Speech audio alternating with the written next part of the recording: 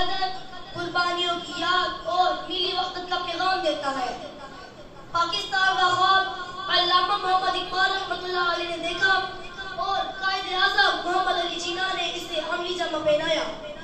برصغیر کے مسلمانوں نے ظلم، غلامی، معاشی استحصال اور مذہبی جبر کے خلاف طویل جدوجہد کی، تب جا کر 14 اگست 1947 کو یہ وطن حاصل ہوا۔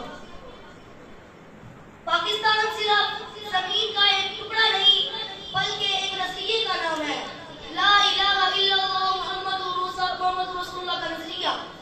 یہ ملک اسلامی نظام، عدل، مساوات، تعلیم، حیا، بھائی چارے اور خودداری کی بنیاد پر حاصل کیا گیا تھا۔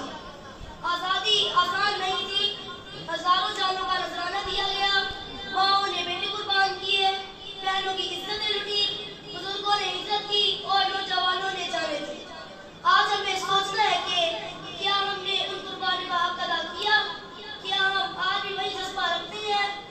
آج کا نوجوان صرف جھنڈا لہرا کر اور نیلی نغمہ گا کر اپنی ذمہ داری سے فارغ نہیں ہو جاتا۔ ہمیں تعلیم حاصل کرنی ہے، وطن سے وفاداری نبھانی ہے، سچ بولنا ہے، کرپشن، جھوٹ اور نفرت سے دور رہنا ہے، اپنے ملک کا مہذب، باشعور اور اچھا شہری بننا ہے۔ آئیے آج کے دن ہم عہد کریں کہ ہم اپنے ملک کو سنبھالیں گے، امن، اخلاص اور بھائی چارہ، ٹھیک ہے، امن اخلاص کا گہوارہ بنائیں گے۔ پاکستان